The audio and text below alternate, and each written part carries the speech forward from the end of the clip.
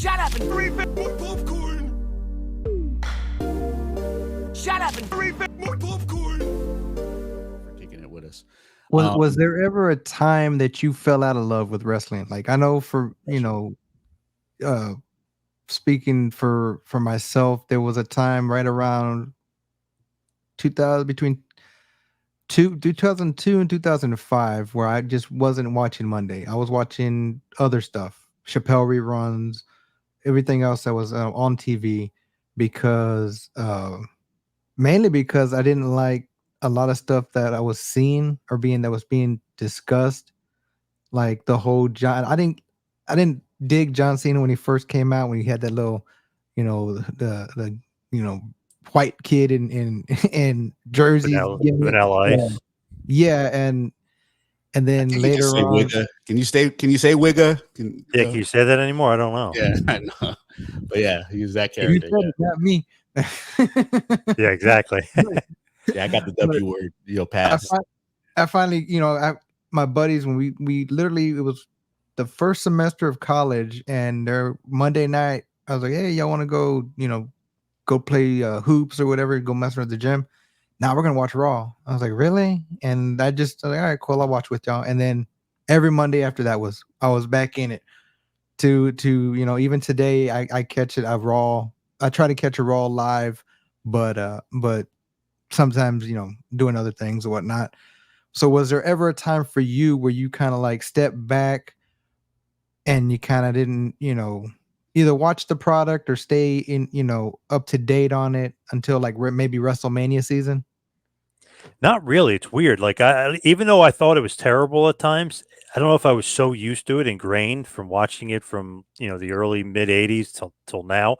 If it's just one of those things where it was just like, all right, I almost have to watch it, because I never really stopped. There was times I wasn't as interested, or God, you could almost say for almost 20 years before Roman got the belt, they were awful. There's like the Vince booking of the shows, not awful, but just like, okay, this happens this week, the opposite next week, like 50-50. This, like he would just do the same show, but flip it every week. It just felt like Vince booking got bad. I hated Cena, just wasn't a fan of the PG era. But I would still watch it every week. So it was like something was kind of keeping me to it. So there's been times I haven't really enjoyed it as much, but I continue to watch it anyway. I don't even know why. Maybe just as like sheer markdom, I guess you could say, or just so used to it, you just keep it going. But I did not like Cena. I didn't really like the PG era. I did not really like Vince's booking for a while. But then there's certain things that kept me around. Okay, wow, they signed Bryan Danielson, who I love from Ring of Honor. Ring of Honor kind of kept my love of wrestling for a while. They signed him, but then they fired him. So I'm like, oh God, but then there's CM Punk, and I like Punk. So they would do things here and there. In 2011 and 12, when The Rock came back, I was really interested in that. Went to Survivor Series that year where him and Cena teamed up, but it was weird. They teamed up against Miz and Truth, which is kind of a huge mismatch if you really think about it. It's like, they should just kill these two guys. You know what I mean? It's like two huge guys against Miz or Truth, but they made it work. It was fun. It was entertaining. Danielson, WrestleMania 30 kind of got me really pumped again, just because I was a big Danielson fan. So I don't know, it's been stuff where I'm in and out. Then he got hurt, so then it was kind of boring for a little bit. So it's weird. It's like I'm in and out, but really with Roman and in 2020 Thunderdome era, Reigns and Heyman and the Bloodline, that really got me all the way back in. They've just been, I don't know, they've been killing it ever since. Triple H has been on fire with the booking. I know people don't like some of the slow burn, but I enjoy it. And pretty much Cody Rhodes, everything he's done, I liked. And I know people saying they don't like his title run necessarily, but I do. I've enjoyed it. I thought he's been great. And the little video that Jeremy Borash did on SmackDown was awesome at Georgia Tech. I saw that. That was pretty cool. So they've been doing some stuff to keep me excited lately. So is it safe to assume that you're more of a WWE guy than WCW back in the day, or were you kind of like? It's weird because once Hogan jumped ship, to me, WCW became the number one organization, just because that's Hogan. He's the god of wrestling, and you could tell the first Nitro immediately. They're getting better ratings of Raw. And I know it goes back and forth for a little bit until they take over for 83 weeks, which was really, if you look at it, it was really 90 weeks. And then if you look at it, it was really basically 104 weeks out of like 117, some insane number. So basically, it was 2 years of dominance. So NWO, Hogan, especially NWO and Hogan, that made me a WCW guy. Attitude Era, when Austin started getting a bit of a boost and the NWO started getting flat, I started going back to WWF, but I was always watched back and forth. I don't know. I gotta say maybe more of a WCW guy overall, just because Hogan was there, and I just liked the roster a little bit better, just because I know I love Brett, but at that point when they had the NWO going, I feel like I liked that roster better. Benoit, Jericho, Eddie, Malenko. Then you obviously Hall, Nash, Hogan, Luger, Sting, Goldberg at one point, DDP, the Giant. So they were killing it. But once Austin started getting rolling and Jericho leaves, the Giant leaves, then I was kind of going back to WWF a little bit. Vince kind of gets a rap for quote unquote killing WCW, but for me personally, it was Hogan Warrior 2 and that whole story that I just was kind of I started I think right around that time, and I remember Tony Schiavone saying don't switch over because Cactus Jack is going to win the belt, and I remember liking Cactus Jack back in the day. Yep. And that was kind of right around the time I kind of went from WCW to both to WWF at the time, and then kind of would catch. So by the time Vince got there, I was mostly checked out of WCW, because I was just because there was a time when in WrestleMania 6 that was my favorite match of all time. Right. I remember watching it. I remember listening to it on pay-per-view. We didn't pay for it. We didn't have the money for it, so it would be scrambled and stuff. And every once in a while, you get a clear picture, then it'd be scrambled. And so I remember Hogan and Warrior at the end of the match hugging, and that was a clear shot, and then raising the arms and stuff like that. So maybe because it was the nostalgia of it and old school, watching pay-per-view like that, watching the scramble. You just watch the Playboy channel like that too. Oh yeah. Yeah. But the Spice Channel, yeah, Spice. So yeah, that was kind of the transition for me as far as from WWF to WCW in that era. And I agree, I wasn't a big fan of Cena, and to a degree Randy. I liked Randy Orton, but I didn't like Randy Orton, if that makes any sense. Yep. He was much better. It took him a while to develop his promo and get good on the mic and figure out his, as Ben Hameen likes to say, his id. And once he's figured that out, and once he got to that Apex Predator and Legend Killer, he kind of started to figure it out. But yeah, that era, that was a weird era. You're right. And the SmackDown had the Teddy Long era and the Vicky Guerrero GM. It was just kind of hokey a little bit, and yeah, like you was watching a lot of it just by habit, and just kind of nowadays I consume the podcasts on a daily basis between Russo Brand and K100 World and all the affiliates, within that universe. You're part of that universe. We're trying to kind of be, what's the word I'm looking for? Kind of adjacent a little bit. We met through our fandom through K100 and Russo Brand fandom, and so that community is kind of like the pulse of this show and stuff that I do. So that's another reason why we're so thrilled to have you in. We have someone from those universes that kind of intermingling and stuff. So well, with Russo, but before you make the point with Russo, I just think that you can't blame him for the death of WCW, considering he made the WWF so strong. They were killing WCW. So it's like he so you're blaming him for killing himself? You know what I mean? You can't do that. You can't. Yeah. And there was also, that what was it, that mini series that came out recently, the Who Killed WCW? Yeah. Where now you're hearing the side of the people, like the board members and the people in Time Warner to even talk about it. Yeah. And it's starting to debunk a lot of the point of views people in the wrestling business had for at least almost 2 decades? 23 years ago. Yep. Yeah. So it's like you never heard from these people. Now you're finally hearing their side of the story. And it's like, it makes sense. They were kind of bartering a deal or you know, getting a deal together and kind of like pushing wrestling out and kind of like making them suffocate on their own, you know, like because I think they were allocating money or something or taking money that was like for the wrestling for WCW and kind of allocating it Well, if elsewhere. another Turner project was like losing Yeah, money, Right. they would yeah, like yeah. feed it into WCW, so WCW would lose more, so they would break even. It was like they were cooking the books. If you ever read the book Nitro by Guy Evans, great book about the collapse of WCW, so good. Mhm. He goes into detail. He interviews so many, and actually, he's the executive or not executive. He's one of the producers of the Yeah, Who that's Killed right. WCW. So and he's on that a lot. But the book goes into so much more detail about what they did and playing with the numbers, doing this, doing that, and just moving stuff around. They wanted to kill it. I mean, they just Yeah. didn't want it. Brad Siegel hated it, so Yes. they were trying to get rid of it. Yeah. Eric Bischoff has alluded to that many times, and with Oh him yeah, and Conrad on 83 Weeks. Um, it's a shame and too because it was a very very hot period, very fun period. I look back fondly.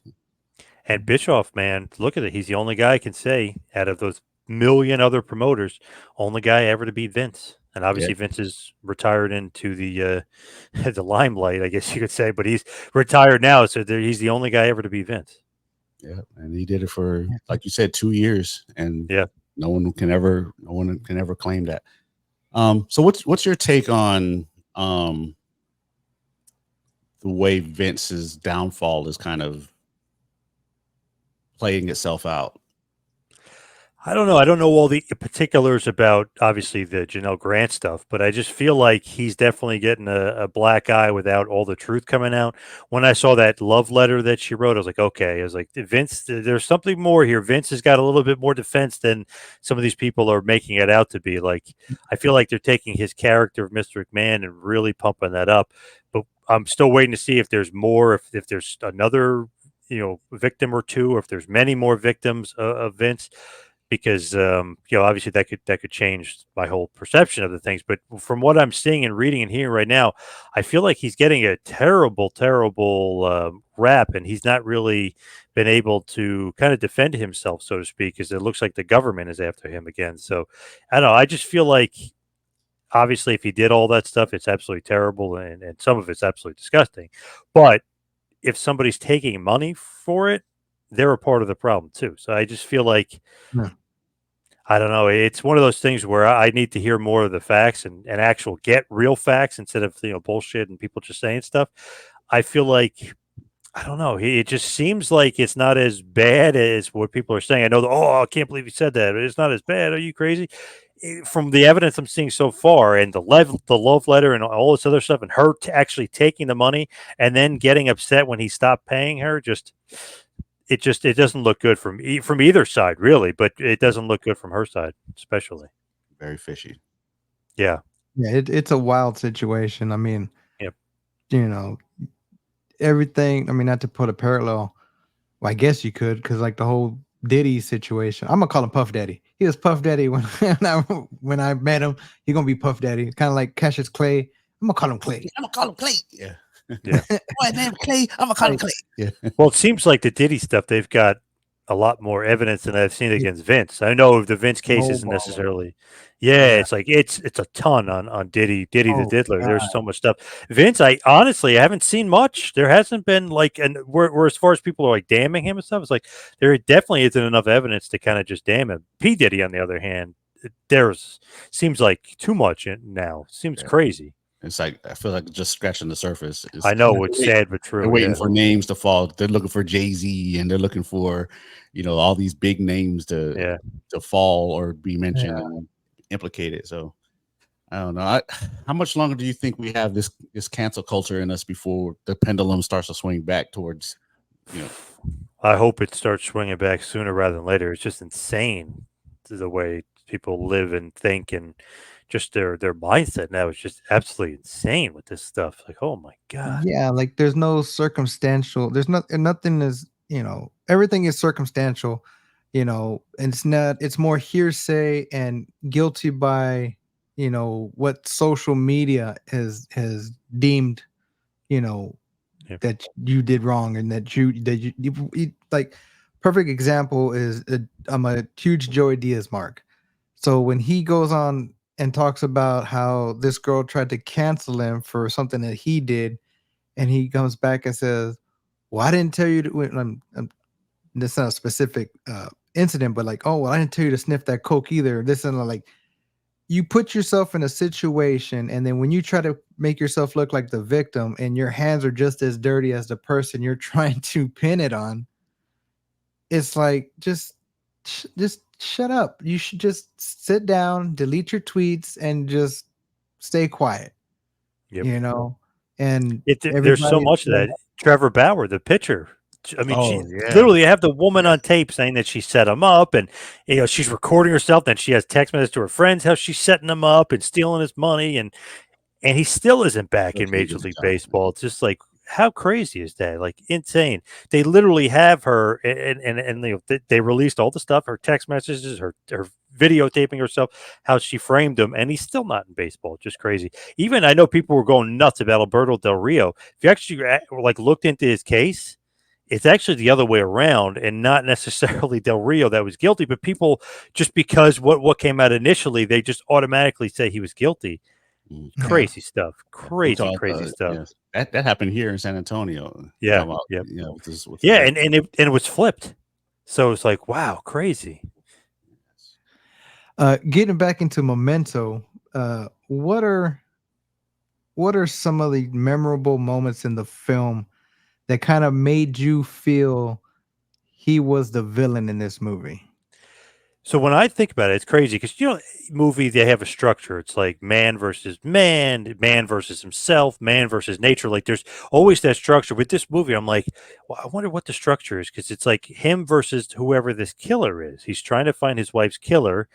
He's really trying to figure it out. But then you slowly realize it's like it's him versus himself. Like he can't memorize stuff, but is he the villain? Like it's so interesting because when you go into a movie, you're following him. He's the main character. Leonard Shelby. Guy Pearce is an awesome actor, so it's like you love the protagonist. You're following along with him, but it's like, shit, is he really the antagonist? Like, is he both? Or is he the antagonist? He's not. It just, to me, that's like just such a cool thing, and I love how each person is like kind of using him, like Teddy. Yeah. Or he's kind of using him, although he's kind of good too. If you think about the end, it's like he was trying to help him along, although he was kind of doing dirty stuff, and he was helping him do some other dirty. So like his interaction with Teddy is great because he's so shady, but he's actually not as shady as like Leonard is. You know what I mean? It's just yeah. And then like Natalie, you wonder how she got that fat lip and whatever. It's like, oh, it must have been the boyfriend who she's trying to knock off, whatever. It must have been him. Like, again, no, it's freaking Leonard that did it, but she tricked him into it. So, and then she's like, "You're not going to remember this." She's like, "God, I love this." He goes, "Gotta find a pen, gotta find a pen." And it's like, and she just sits there in the car.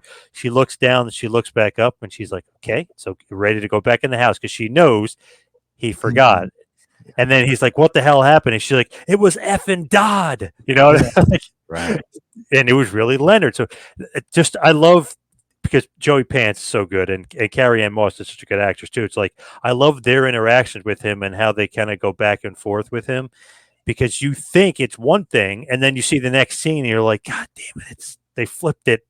It's really they were kind of using and abusing him a little bit, and he was kind of being, he's kind of being a dick to her. He hit her, you know what I mean? So just really, really, really great acting. Yeah, really good acting. But I love how Nolan does that, where he like thinks you're going in one direction, and he flips the script, and you're going another direction. The swerve, bro. The swerve. Like he's got you thinking one thing, and it completely changes 180. Just completely flips. I think Inception's is probably my favorite outside of the Dark Knight trilogy, but I think Inception is probably my favorite Nolan movie. And watching this. I thought I had seen this before, and I kind of popped my movie cherry on it too. I had it mixed up with a different movie, and as I was watching this, I said, "Damn, I hadn't seen this before." And I immediately thought of Inception, but I was like, "Wow, this is." I can see the birth of that movie through this movie. Yeah, with the swerve and the storytelling and what's real, what's not real. You kind of second guessing yourself, like the character is second guessing himself in some instances. And it's So so good when he's with Dodd and he thinks he's chasing Dodd. He goes, "Why am I chasing this guy?" And he's like, "No, this guy's chasing me." And you know what I mean? Like where he kind of, you think it's going one direction, and he himself it goes in a different direction. So there's even like a swerve within a swerve. What you're saying with Inception, like even within Memento, there's like a swerve within. He thinks he's going in one direction. Oh no, he's chasing me. Oh, so they bring you back. So he even the character itself even gets tricked. It's great. phenomenal. And I don't know, some about that era with backwards storytelling or out of place storytelling, because I thought of other media during that era, like Nas, his classic Stillmatic album. He had a song called Rewind where he kind of told a story from end to beginning. Even Seinfeld in the late 90s, Yeah, where the backwards the episode. wedding, Yeah. the backwards wedding and stuff. I don't know if that was just a hot fire back then or whatever, Well, but back I in the really day, dig those like type of. everything had to be, everything was like, it wasn't up. Even the commercials weren't up in front. Like, this is what this is about. There was like a little, I think it was it was a Dave Chappelle stand-up bit where he talks about this woman. There's the commercials are crazy. This woman's got a black eye. She's crying and she's like, "He beat me." And then he says in the background you hear, "Got milk?" Like, what the hell? Like, Yeah, there's even a Seinfeld joke about that too on one of the episodes. How he's like, I don't get it. The jeans were in the background, but something else was in the front, and he's like, I don't get it.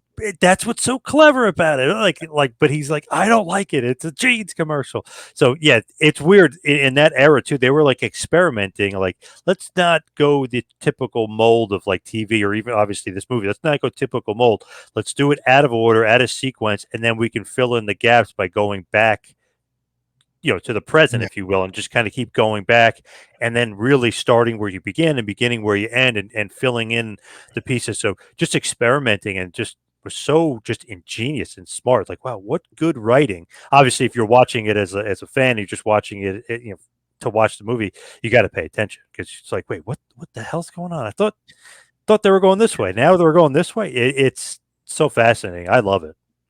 Watching it unfold, and then as you progress, seeing how the dots connect themselves, and Yep. then you've seen it, and now you got to go back and watch it again to see. Yeah, yep. I might have missed something. And that's, I'm assuming that's what probably has you going back and enjoying it, just so as one of your, like you said, your top 5 movies, because even to this day, I watched. I mean, you can see from the background, huge '89 Batman fan. I still go back and watch that, and I can understand where my point of view was when I first saw it as a child to now being more understanding. Like, he's going through something psychologically traumatizing to the point where he's on this mission, and it's just wild how when you're a kid, you watch, like in this scenario, I'm watching it. Yay, Batman, bad guy, you punch good guy versus bad guy, yay! But then you start to analyze it, and you start to see exactly what Tim Burton was shooting, what he was directing the audience to understand it, for this film. And I do that with stuff to this day. I mean, I just saw No Country for Old Men Great today. movie. Oh, dude. Great movie. I literally recorded a mini review analysis of the film because I had seen it before. I remember, maybe it's been a few years since I seen it last, but from beginning to end, and just still getting that suspenseful feeling when that scene in the motel where Anton is on the other side of the door, and he's and Josh Brolin's got that shotgun, and it's like it's just as good as the first time. You know what I mean? Yep. Like, And that was cool holy too shit. because the protagonist, the antagonist, you never saw them butt heads on film. Like even there was a shootout and they weren't in the same shot together. So that was just shot so brilliant, and that was different too. I mean, they took a gamble and experimented. Like, let's not have the protagonist and the antagonist in the same scene together, like in the same shot. So that was Yeah. really cool. Well done by them too. And obviously, Anton Chigurh, that's such a good villain.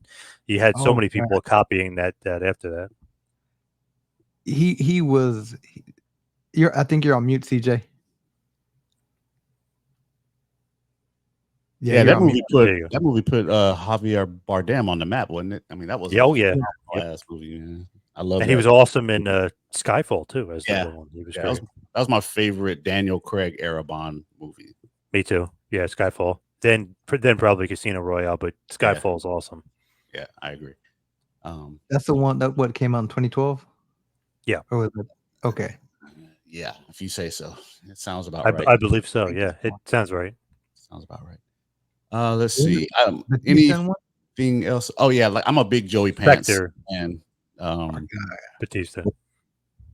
going back to Risky Business when he was Guido the Killer Pimp, Rebecca De Mornay, Tom Cruise. Oh yeah. Have you ever seen this movie? It had Jennifer Tilly and Gina Gershon called Bound. I Yes.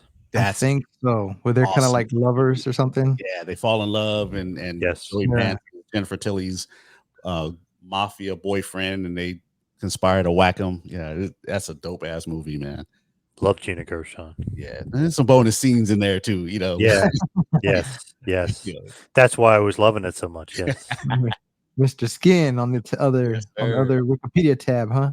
Joey Pants, by the way, awesome on Sopranos. Yeah. Oh, yeah. yeah. Ralphie Aprile, yeah.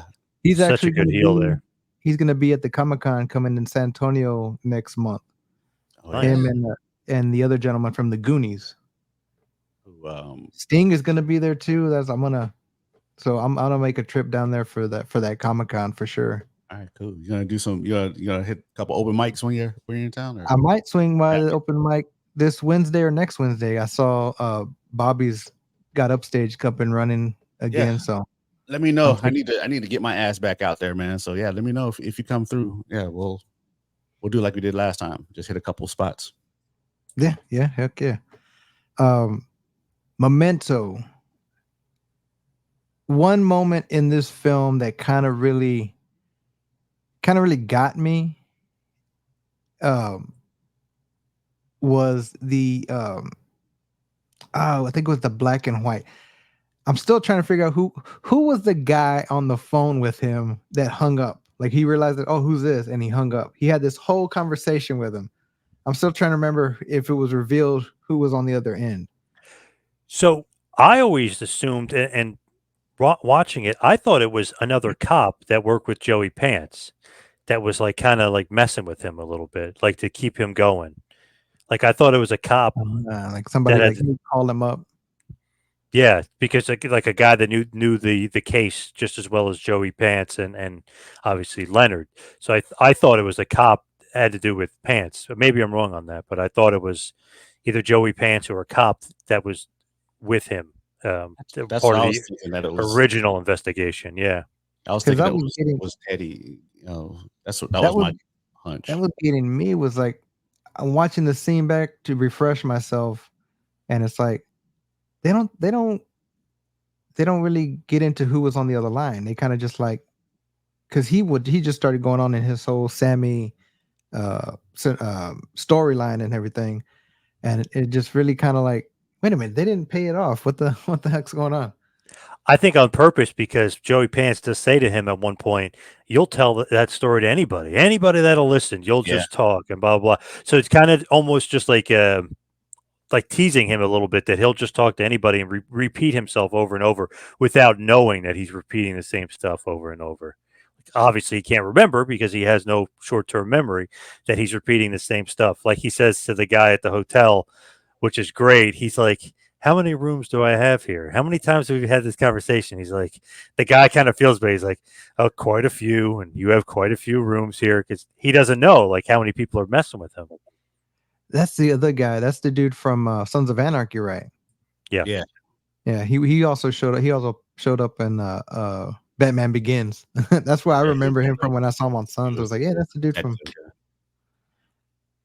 Sons of Anarchy, arguably to me the greatest ending of a TV show ever. So I may be crazy on that one, but I'll throw it up there. Especially if you're a Shield fan, if you like the Shield, how they combine that. Whoa. So I love for me, I loved it. The first episode still gets me that ending with the Kid Rock playing in the background. And then by the end of that series, I think Walter Coggins' character, when he offs himself, spoiler alert, Yeah. that Yeah. that fucked me up. And like, oh, like what just happened kind of moment. And then Chickless just survives, and he's now he's not the wild cop no more. He's more like the caged lion, Mm. you know. And that show was so good. FX was throwing some hitters back in the day, and They still were awesome. They were. I mean, they still have some good ones, but The Shield, Justified, which might be my favorite of them all, and then Sons of Dude. Anarchy, like back to Yeah. back to back. Holy crap! Yeah. Oh, Justified is so fucking good. I don't think I've ever seen Justified. What? Oh It my is god! so good. Every Banshee- character is like Banshee is was never- awesome. I can write that one down. Justified. Actually, I've interviewed Nick Searcy, who's on Justified a few times. He's a huge wow. wrestling fan. He's awesome. He's what's his name? He's Raylan's boss on the show, the bald guy. He's like Yes, the lead cop. Yeah, he's awesome. Such a funny guy, but He's he been was in really some cool. I was talking about Justified. What else was he in? I get him confused because I know there was a show on FX, Son of the Beach or something like that. That's the Howard Stern. No, one. different guy. Yeah, different guy. Okay, yeah, that's what I Not was the thinking. same actor. Yeah, But he is recognizable but yeah, he was really good in Justified. And what am I thinking? What is the other show that FX had that was really fucking good? Oh, it's got Timothy Oliphant. All right, I'll check this out, man. Oh, man, I'm Nip drawing a blank on it. Nip Tuck. Yeah, Nip Tuck was really good. Nip Tuck has a 24/7 channel on the free TV apps. Really? I've like seen it on the news? Amazon. Like Amazon has a live TV feed now. Oh, really? And Roku channel. But it's like that's another show that's like I used to watch that, and it was so fucking good, and didn't realize how good it was, and who the people were involved. Well, Sean Ryan, is his name From The Shane Shield. Ryan? Yeah, from The Shield. Sean Ryan. Yeah. Then he went on to do Glee and a bunch of other things, but it's like it is crazy. Have you ever seen Banshee on Showtime or Cinemax? Yes, Anthony Starr, one of my favorite shows ever. Yeah, awesome. I love the villains on that show too. There's so many good villains. Oh, the albino. The damn, what do you call those people that live in Lancaster? What do you call it? The Amish. That one Amish guy. Yes, he's awesome. He man. had a weird fascination with his niece, Lily Collins. Was that her she name? was hot. Yeah, one of the best. Yeah. And then yeah, Banshee's awesome. Wow, yeah, that's a great show. And then were you a Dexter fan? Huge Dexter fan. Yeah. Yeah, but I feel like after season 4, kind of went downhill. Although the last season was good until the last episode. Oh, from the original series, or like the one they did like a couple years back? The new one that they did, or whatever. I guess it was a couple years back now. Was it? Yeah, New it was Blood or First Blood or whatever. I just didn't like the finale. But the original, the first 4 seasons were like unbelievable, especially the 4th season with the Trinity Killer. That ending, holy crap, that was great. I was shocked. I was that the season with John Lithgow? Yes, the Trinity Killer. Yes, yes, that was so good. That was another show my friend told me to get into, and I never got into till I think the 5th or 6th season. I started to get into it, but by that time everything was on Netflix and I binged it. But any other questions, CJ? Let's see. Specific to Memento, this was definitely a rewatch. I'm definitely gonna watch this one again. You almost have to, because there's so much going on. You're like, wait a second, Sammy Jenkins, he is real or he's not real. Like you have to pay attention, because that's awesome. When Teddy says to him at the end, he's like, "You're guilty," and then he's like, "What do you mean?" And he goes, "You have so much guilt." He goes, "You are Sammy Jenkins." He's kind of like the good guy at the end, telling him, "I'm a cop. I tried to help you. We already caught the guy. He was just some guy." He goes, "Your wife wasn't dead. But we killed this guy anyway because you wanted to kill him. You killed your wife. You're Sammy Jake." It was just so interesting to find out, like, wait a second, this whole time, John G is kind of not made up because they kind of made him real, but it's like, wow, Leonard Shelby's really the villain. John G is kind of made up in his mind. Yeah. And then when he takes that Polaroid and he writes about Teddy, don't Yeah. believe his lies, you would think that was from Natalie. That's really from him.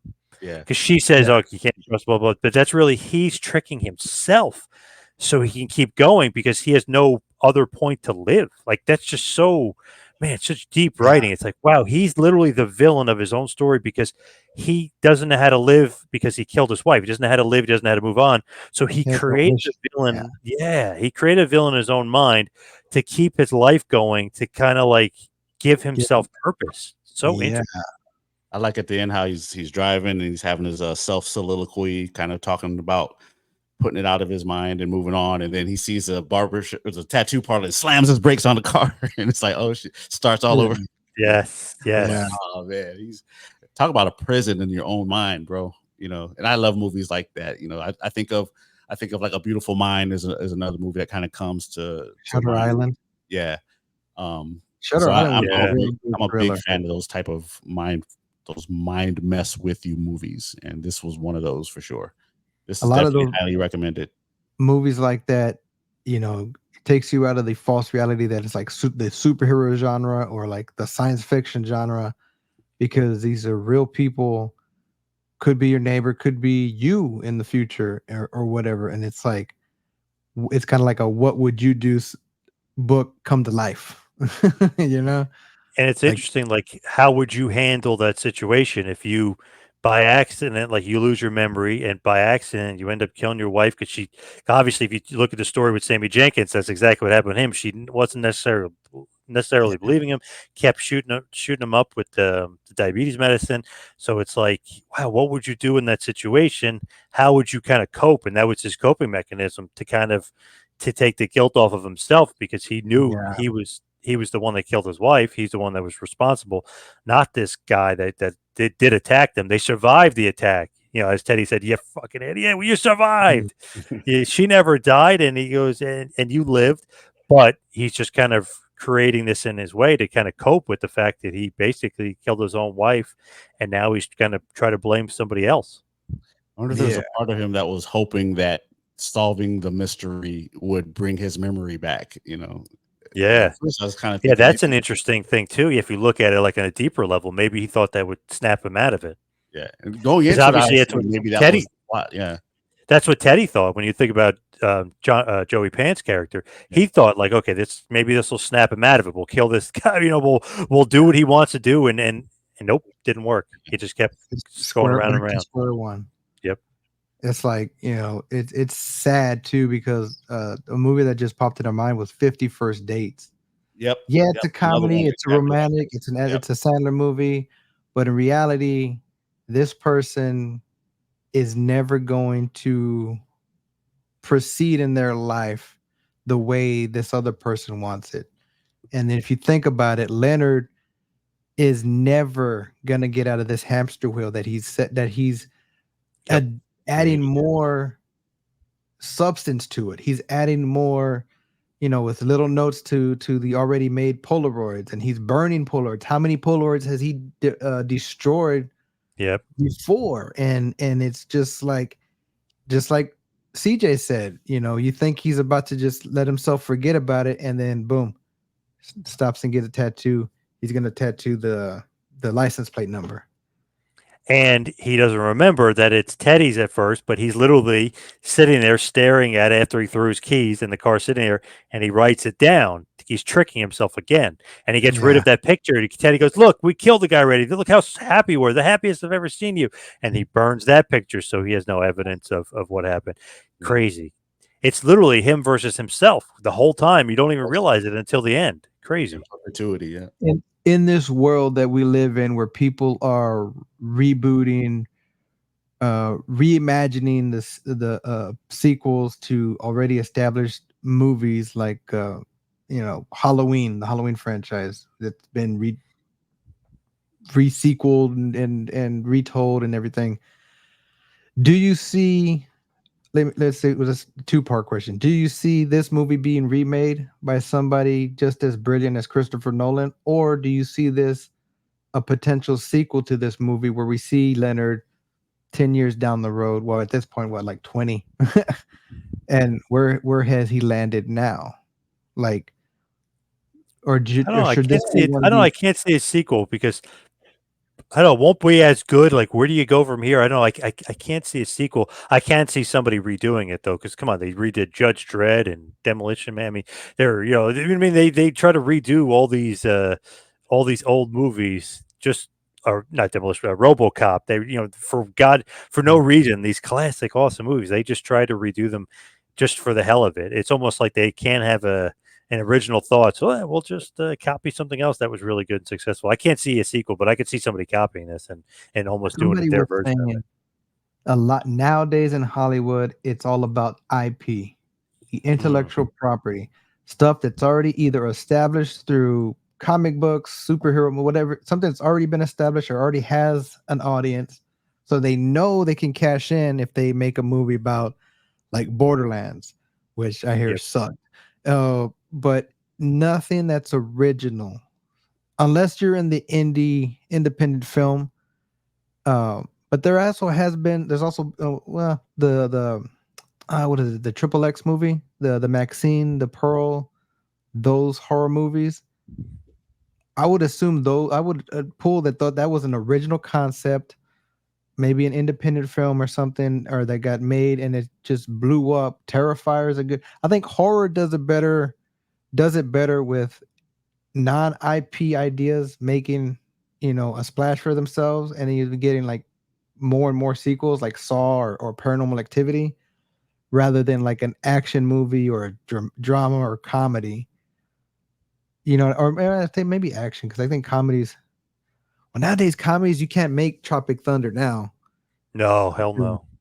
or like, and that was just literally what 16 years ago, and it's Yeah, I feel like there wow. hasn't been a good comedy in a long time. Even I mean, they made the Baywatch movie, or made Baywatch a comedy movie, which it's not really a comedy show. That was kind of weird, Well, but did you see they're going to make Heat 2? Have you seen that? Heat, which is one of the greatest movies of all time. They're making that its sequel. Like, wow, interesting. Like how? something There's was there's successful. I there's a think it's going to book. be. It's There's a right. There was the book, but is Yeah, the there's a book Heat 2 a book. prequel Right. or is the book a sequel? It's kind of a prequel and sequel, if I remember correctly. Feeney was putting that book over a couple years ago. Okay. And Because that movie is awesome. I love that movie, but obviously Macaulay, hate to break it to everybody, I don't think he'd be in a sequel, if you know what I mean. I don't know if he right. makes it, but I heard that Adam Driver would be playing him in the past, so it would be like his part's a That would be prequel, then Val Kilmer's character would be a sequel. Like they would kind of balance it, I guess. Yeah. That's what I haven't seen Heat in a while. I like the Heat was really good. Oh, so good. That's Oh, maybe one of the first movies where you root for the villain the whole time, like where you actually want the Yeah. heel to win. I think that was the first time De Niro and Pacino were on screen at yeah. the same time. I mean, they were both in Godfather 2, but they're completely Yeah, different. era, yep. Yeah, he was playing Brando in the past. Yep. Yeah. Righteous Kill was pretty good too. I liked Righteous Kill, the one they did in like 2009 or so. I don't think I've seen that one. I have to look into that one. That one doesn't sound familiar.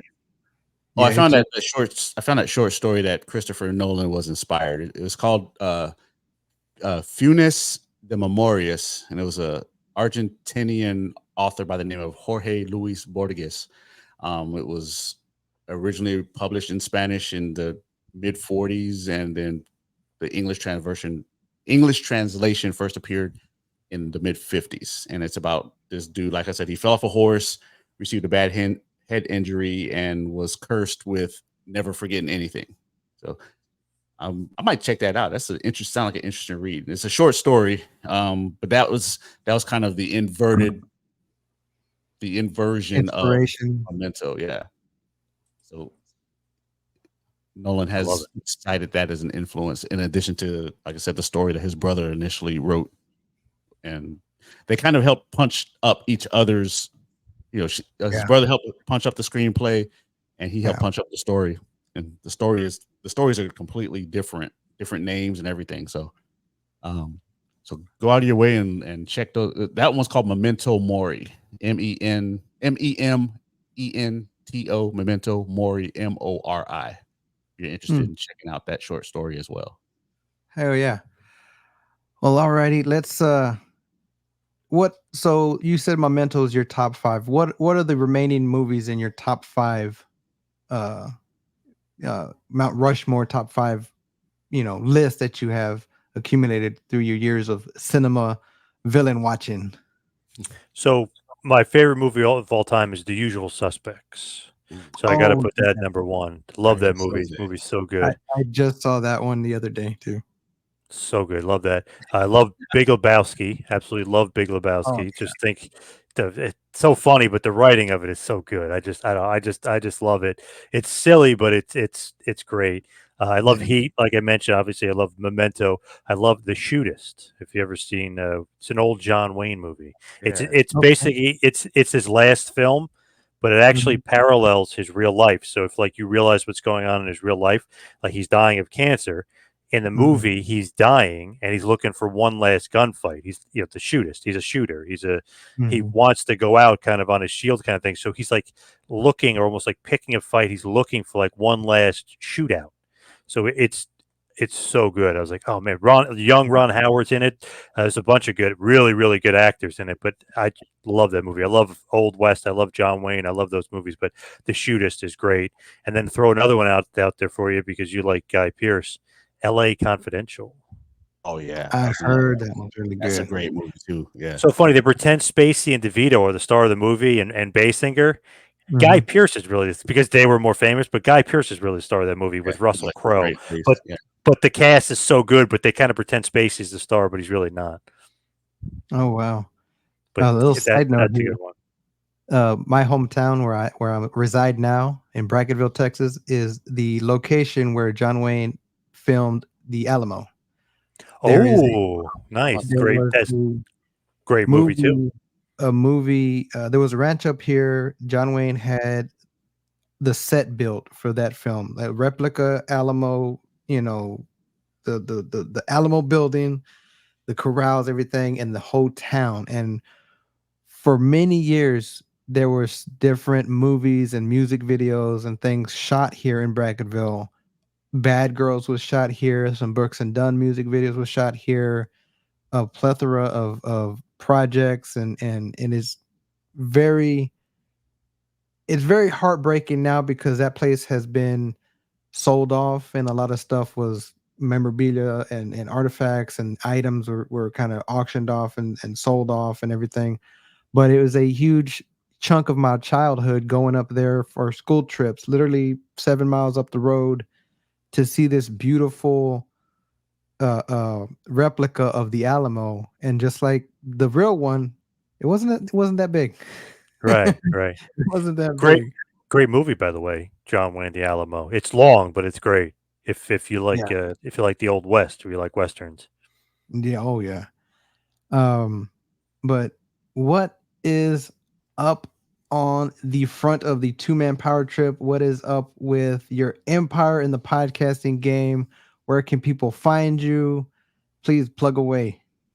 You can follow me on Twitter and Instagram at 2-Man Power Trip. Got a few episodes a week, a few interviews a week. You got the Hogan Era podcast as well that's on there. And usually once or twice a month, I'll record with Vince Russo. I call it the Pozcast, but it's really me and Russo kind of shooting it about an old WWF pay-per-view or an old WWF TV show. Could be Raw, SmackDown, but it's usually Attitude Era WWF stuff. Also go to patreon.com/TMPT Empire, and then tpublic.com/stores/TMPT. Get a Hogan Era shirt and a little surprise on there of another project I'm working on with the Hitman. So good stuff there. Check that out. CJ, what's up and what's going on? Are we gonna hit at the open mic scene? Remember, you're on mute. Yeah, man. I asked one of my buddies, who's a comic named Sam Ridley, and he's actually an Air Force vet who was from Virginia Beach, lived here in San Antonio for 20 plus years, where I am from San Antonio and lived in Virginia Beach for for 20 years. So we're kind of like polar opposites. But I kind of asked him for advice. Remember last week I told you I was like I'm at that period where I'm kind of sick of telling my same old material. Don't really have anything new. And he's like, well, just get up there and just wing it, man. That's sometimes you find your best material. And then speaking of Joey Diaz, I was listening to him the other day. He was talking to Brendan Schaub about that creative lull that all artists go through. That's right, I'm an artiste.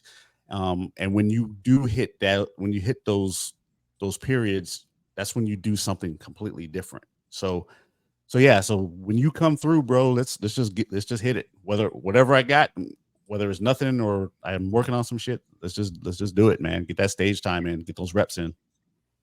Hell yeah. Jon, I really greatly appreciate you doing this, man. Yes, sir. Thank you. Like we said, you are podcasting greatness. You are been in the game for many years. You know what is up. You're a humble person. You're very giving with your time. I'm sure you're a busy man. And I encourage you guys to go like and subscribe. They're at 2-Man Power Trip on I'm gonna say Twitter, on the X, and is that all your social media handles, Jon? Yes. Yep. And then you got CJ at CJ Tells Jokes, and you have me just at Shut Up Popcorn. And this has gone to be a super show, as CJ said earlier. It's a combination of his comic chops and my extra butter feed, but it's going to be on the main podcast feed, where the main gimmick is bad sequels and favorite franchises. Ladies and gentlemen, again, the great Jon Poz, Mr. CJ Emanuel. I'm your host, Nicho. And like I always say at the end of these episodes, if you ain't laughing, you ain't living. Take care of yourself and the people you love. Nanu. Peace. Take care, everybody.